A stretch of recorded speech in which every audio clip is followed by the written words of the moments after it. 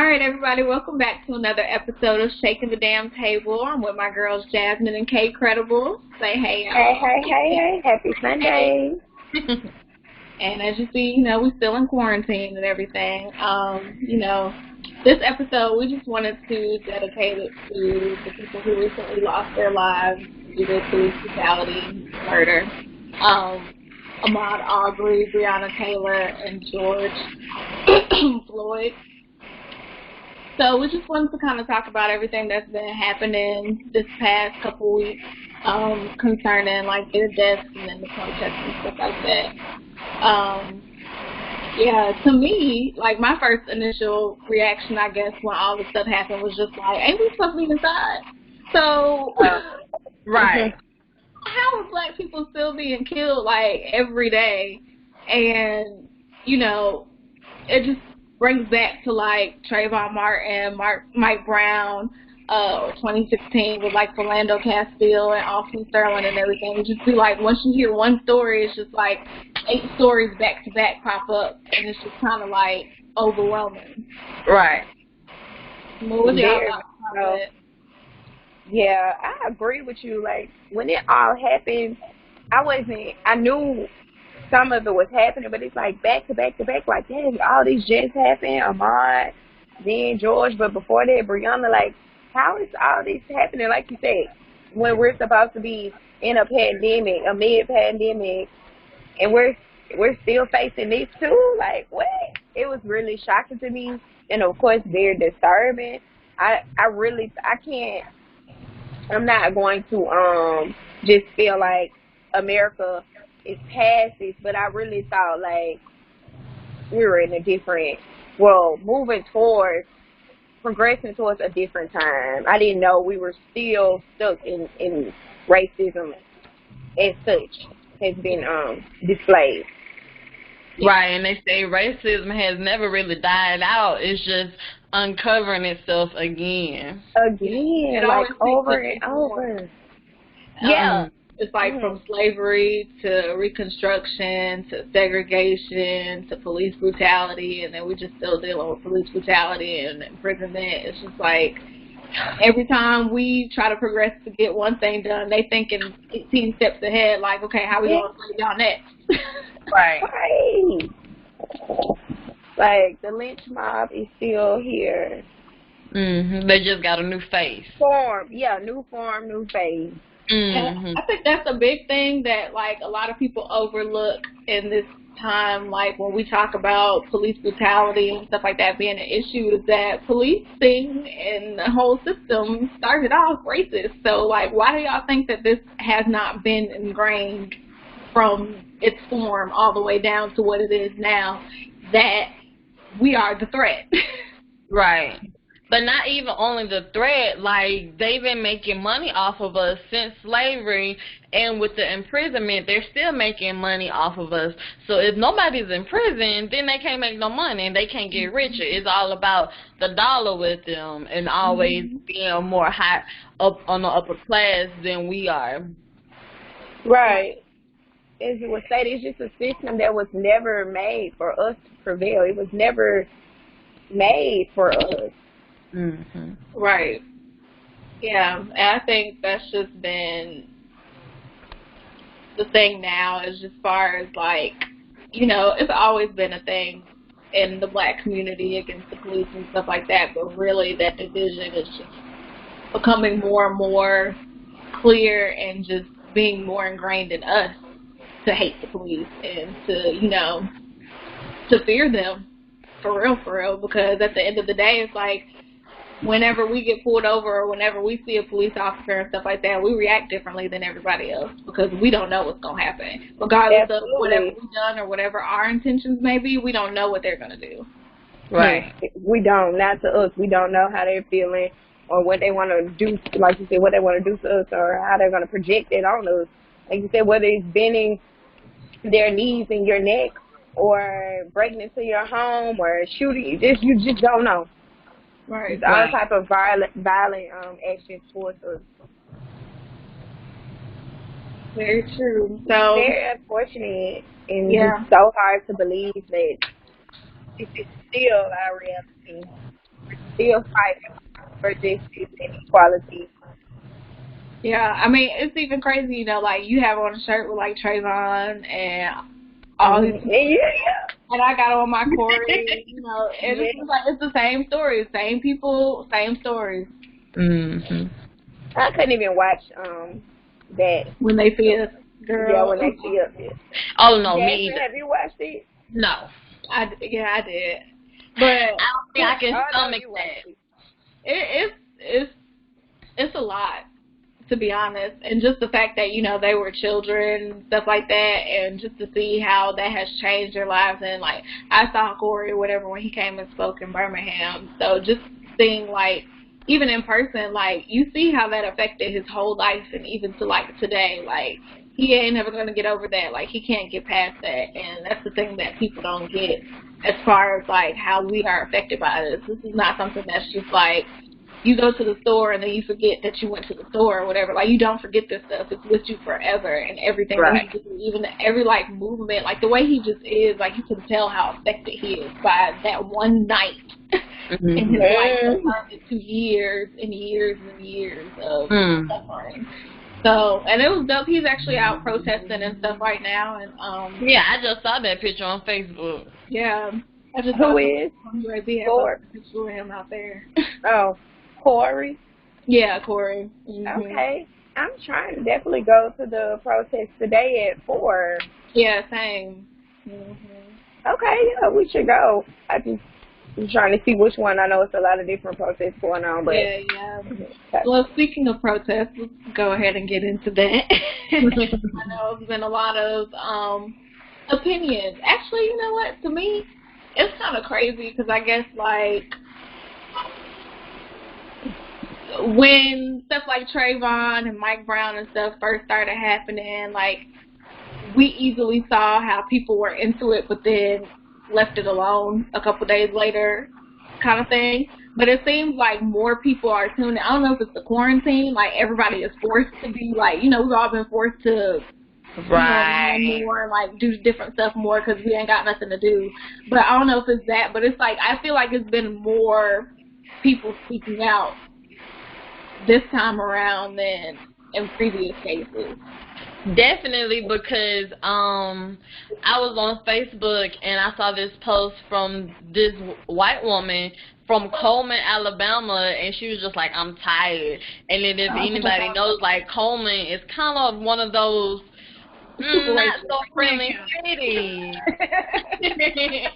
So I was very surprised to see a long post with her supporting, and I'm like, okay, this is a great start, so we need to continue this on.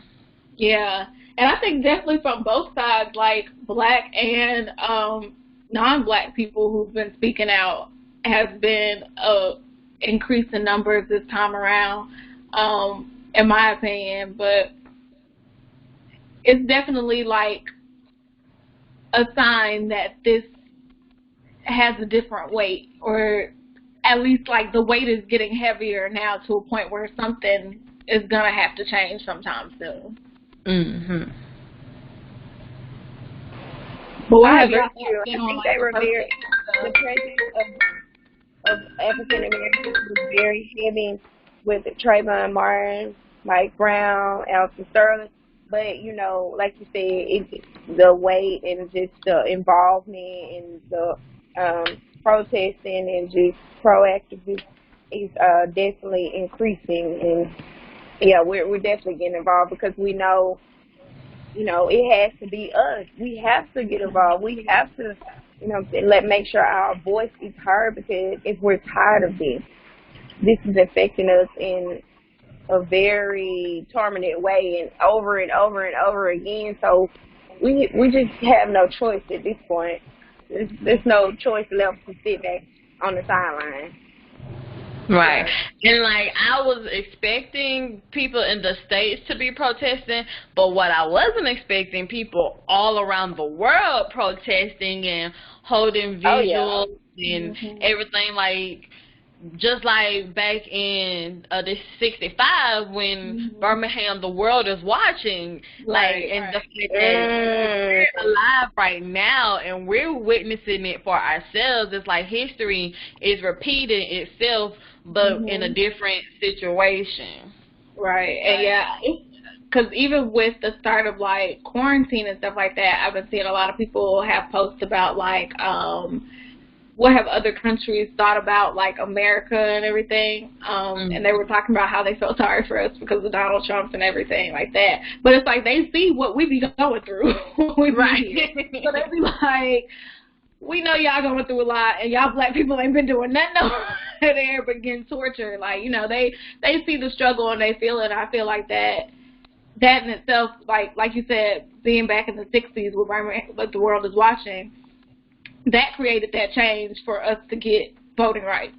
So I feel like this has to, at some point, create a change. And I don't know what we're going to get, but we need it, and we need it now, and I want my reparations on top of that. Thank you. Yeah. Period. Yes, we need reparations. We really do need reparations, honestly. Like, that's fact. Nothing less.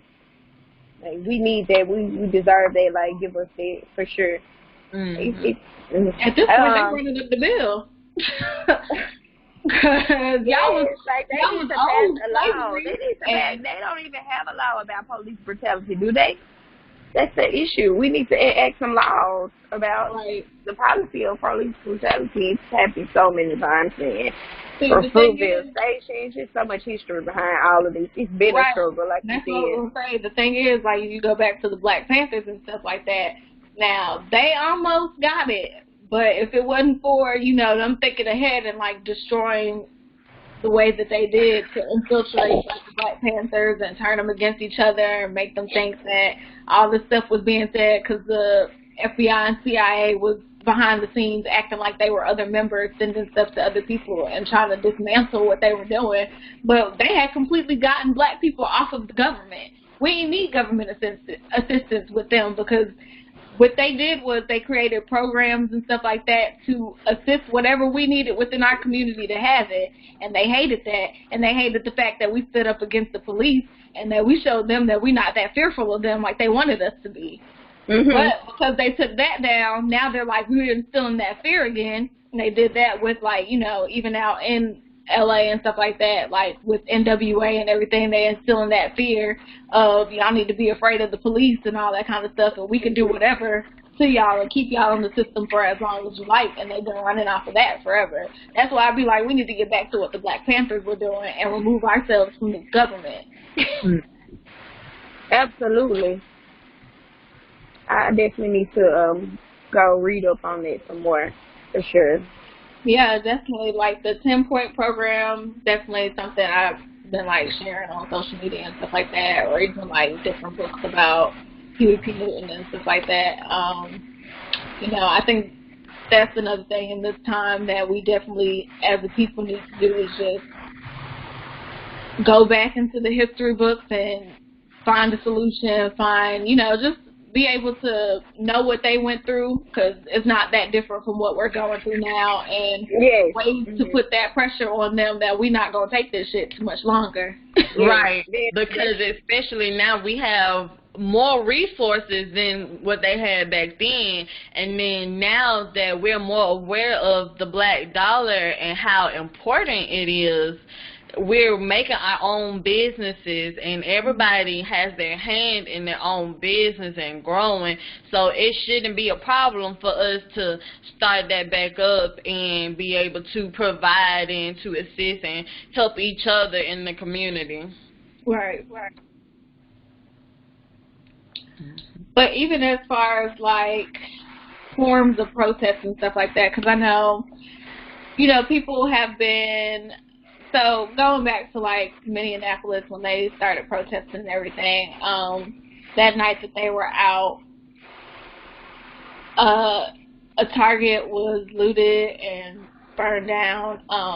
Now specifically that Target was said to, they were going there to try to buy supplies because they were being tear gassed by the police during the protests and everything, and the Target wouldn't allow them to buy any supplies, and that Target specifically funded that police station. in the city. So that caused an outrage for them to destroy the building and, you know, take what they needed and what they didn't need. But a lot of people have been, you know, talking about, like, peaceful protesting versus, like, rioting and looting or destroying, like, police cars or burning down buildings and stuff like that. What are y'all opinions about, like, different forms of protest?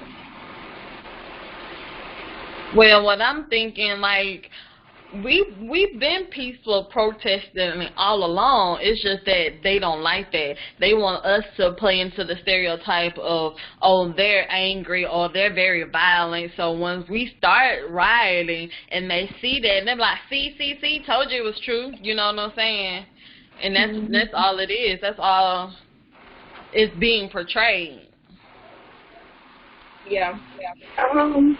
Yeah, for me, like, I know it's been different ways of protesting. I've watched Martin Luther King and all of our past protesters and organizers, civil rights leaders do it in a positive way and try not to cause any more aggression or, you know what I'm saying, oppression on us by trying to do it the right way. But we've seen that, and that doesn't get the job done. So we have to be aggressive so we can make it happen. So, I mean, I think the aggression comes from anger, and it just is what it is. It's based off how people feel. It's based off many decades and generations of brutality and violence and racism and equality. So it's all just showing itself strong right now. And so I mean, hey, I'm here for it, honestly. Now the looting and, I mean, the people that are just doing it just to do it with no purpose behind it, or not really, just doing it to make sure we get the justice, then, you know, there's no purpose in that. But as far as the aggression and, hey, I'm for it. Yeah, I feel it. My opinion, so, I mean, I know a lot of people have been, it's a lot of different factors in it for me. So I know a lot of people have been saying, like, you know, in the beginning, and also, like, even going back to Ferguson, I used to watch those live streams and stuff like that when they were out there and everything. But they'll talk about how, you know, they'll have a peaceful protest from certain times, like, throughout the day, and then once that night switches, the police come in heavier, and they create that atmosphere. And then also it's a thing of sometimes the people who are planning the protest or who are protesting aren't the ones who start the looting or the rioting or any of that stuff. Now, that's the thing that I come to now about protesting. As far as, like, protesting back in the day, we weren't taught for real about how they did it. So we don't go out and plan protests for real, for real. It'll be like some people may plan a little couple speakers or whatever and that be it, but everybody's coming and meeting up. So we're not planning, like, so if this happens, this is what we do, X, Y, and Z. Like, we're not really getting into that detail the way that they did. They were prepared for any possible situation as far as that. For me, I feel like as far as the destroying property and looting and all that kind of stuff, I don't care about y'all destroying no police cars or destroying no police precincts, you know, as long as ain't nobody in there or whatever like that. I say burn all the shit down. But I feel like that should be the target of how we go about burning shit. It should be like, let's burn down all these racist monuments and artifacts and shit that America glorifies across this country. We in Alabama, I would go burn down the fuck out of some Confederate flags. Because they got this shit everywhere. It's like stuff like that. Plantations that's still owned by white people and shit. Like, burn this shit the fuck down. But as far as stuff that's like, and even for the Target, I was like, as far as like the reason why they did that and what the Target there specifically did, completely understand. I get it. Honestly, I don't care if y'all looting. I'm not particularly gonna go steal no TV, but if y'all want to go give me one, the government still owes me $1,000 from that stimulus because I ain't get mine yet. So, but other than that, it's just like, you know, we're angry, and at this point, like y'all said, we done did everything. We done peaceful protest. Shit, we done looted and rioted. Ain't nothing changing. So we're going to do whatever. We done wrote letters, peacefully. I mean, Martin Luther King and everybody else, they've done so much. Like, 60 years plus of of trying to stand up for ourselves and beg for equality. Come on now. Right. And at the end of the day, it's just like we are just asking for the basic of human rights. We still begging for the basics. Exactly. The white people don't even have to ask for it. Right. It's already given to them. Right. But I think it's been good to see a lot of like white people really learning what it takes to be an ally this time around. Mm-hmm. And that shocked me a lot, and it has made me happy in a way, because to see a picture of a line of white people being a barrier between black people and the police, and I'm like, okay, now they're getting in their heads. Now they see what it takes. Right. And that's what I was talking, like, that's what needs to be planned and happening at these protests and stuff like that. Tell them white people to go ahead and band together and be our shield, because we know y'all not going to break through Becky to get to Bonquisha, so go ahead. Exactly. So y'all go ahead, be the front line, and let us just shout from the back. Mm-hmm. Oh, that's dope. I really haven't. I need to look into it like that. So is that how it is? Like the white people are on the front line? Yeah, that was. There's a picture floating around on Facebook like that. Yeah, I don't remember what city that was in, but it was one of the protests, and it was they all like just held hands together and made a line right in front of, just how the police be having their low line. They was the first line, and then all the black people were behind them. Yeah. There's a whole lot of injustice going on everywhere. Like, that's the thing. Yeah, most definitely. Yeah, it's a struggle. What do y'all think it will take, for us to get to the other side of all of this? That is a great question that we all wish we had answers to already. Like, right. That's what everybody's out here seeking. I wish I could give you an answer just like that. And I'm like, oh, I want to do this, and this, but you have to really sit down and think about that, because think about it. If everybody was to be on the same page and to be basically equal, what would the world actually look like then? Mm-hmm. A better place, for sure. Yeah. A better place. Like, one thing I always thought of, like, when thinking of that question, just as far as any, racial issues that black people have experienced and stuff, the only thing I could really come up with is, like, we just got to start over. Because everything is already way too deep into, like I said before, it's like they already, regardless of even if we make progress in this, ain't no telling that they don't already have a plan for the next way to enslave us. So it's just like we need to burn down the Declaration of Independence, all these little, start over and write it with a new purpose and intent. Because it already has so much racial undertone, that's little loopholes and everything that happens nowadays anyway. There you go. Yeah, we definitely need to rewrite everything. And put Barack back in the office. Thank you. Exactly. Thank you very much. We need to go back and write the laws over. Speaking of presidents, though, so this is the other crazy part of it to me that, like, we don't be focusing on a lot as far as, like, I mean, Trump's been showing his ass per usual, talking about as soon as the looting starts and all this other BS, inciting more riots through his tweets. But we're still in the middle of an election period, and we have November, and basically everybody done dropped out, so it's pretty much between Trump and Biden. And the presence of leadership just has felt, I mean, to me personally, like nobody is there. It's like we just have this one tyrant, Trump, who's the thing, but we don't have no way to get rid of him. And Biden is not really, like, he ain't doing shit, for real. I haven't even seen his name in nothing, no articles, no videos, nothing. Nobody's talking about him. Nothing. I don't even know how, like, this, like, Wow. election is going to happen, like, as far as, like, people voting, like, you know, one, we're still in quarantine, I guess. Like, this is even, the whole quarantine thing in America isn't even being taken seriously anymore because white people went and protested and they can get their change and the world just opens back up. But it's just been kind of like, I feel like there has been so much happening within this, but it doesn't necessarily mean that, like, people are still going to go out and vote and we're going to get Trump out. Or that we'll be able to get Trump out.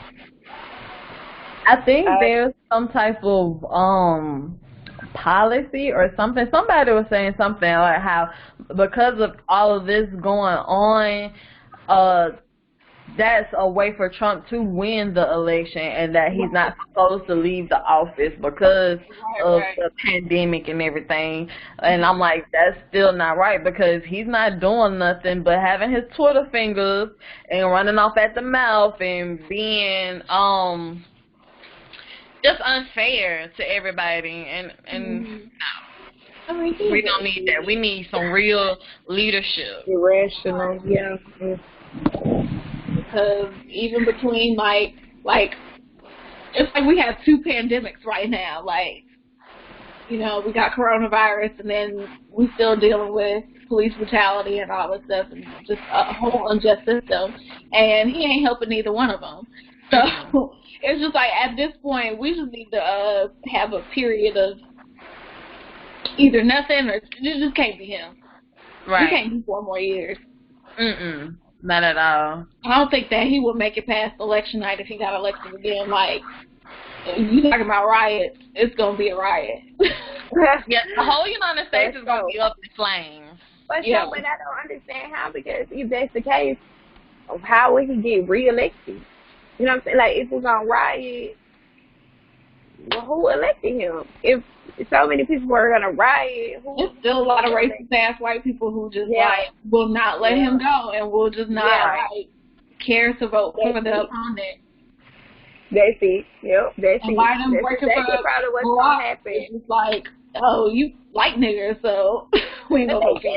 At one point, a couple weeks back, that Joe was leading the polls, but that's when Trump got to being all whack and emotional to talk about it. It's not fair to him because the pandemic is going on. Like, whatever, you still making poor decisions any fucking way. Right.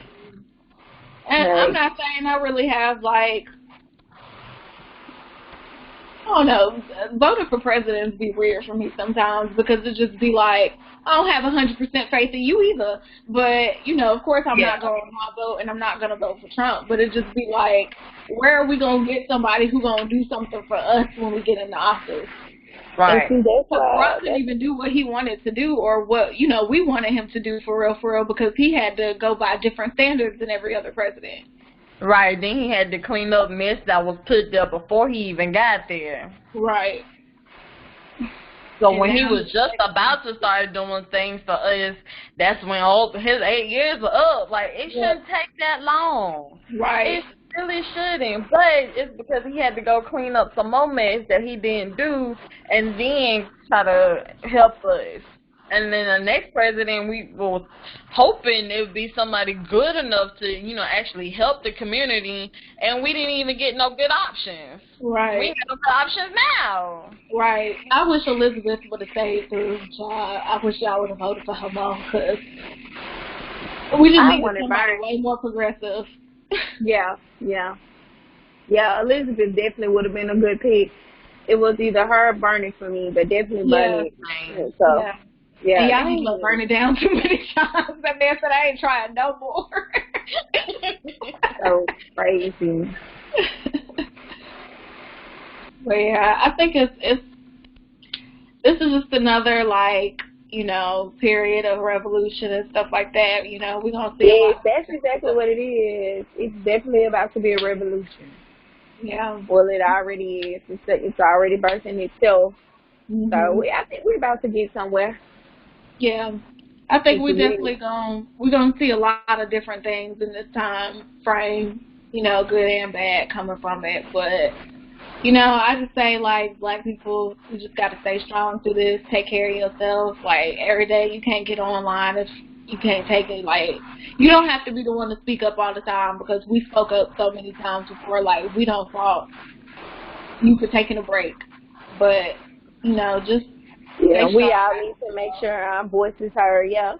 Stay Mm-hmm. strong. Do, you know, just do what we can do. Days. Like, don't be lazy and not do anything. But we all need to get involved because, you know, we're all one. We need to unify to make it happen. We definitely have to stick together. For sure. Yeah. Yeah, we definitely do. But we're destroyed apart, so we have to come together. There's definitely strength in numbers, and especially for our skin. Our race. We have to. There's no other option for us. Yeah. So this is where we are, guys. Like, what? We are here. Yeah. Every time, you know, when we used to read, like, history books and stuff like that back in the day, thinking, like, what if that was us? It's like, it is. So, right. Now you in this case. Right. Now, how do you feel now? It's us. Right. It was them then when we were reading. Yes. Now we're out of school. Now it's us. Oh my goodness. It's pretty unbelievable, really. Well, I think it's good. Like, I think this time period for us now is because in the 90s, and like 80s and stuff like that, like after the Black Panthers and everything, I feel like all that period was like little band-aids for racism, but it was like fake like solutions that they were offering at that time. And now we've exposed more of, you know, things that they weren't understanding then, or like didn't really see how it was being played out, that we're now exposing or whatever within the system. And you know, for that, I think that'll be a for the next generations to come, you know, that'll be the thing that'll help stop certain things for good. But you know, it takes a while. That's one thing, you know, somebody had posted earlier on Facebook about like one thing that you've learned through quarantine, this, like Corona and everything else, is that everything takes time. So, you know, unfortunately we can't rush it, because if that was the case, it would have been here. But we just have to, you know, do what we can, like you said, play your part, do whatever you can, be involved, and yes, end of it someday. Yes, this too shall pass. As long as we play our part, be involved, that'll make it happen. We can make it happen. Yeah, but I think that was a good episode. So, you know, we'll see you guys next week.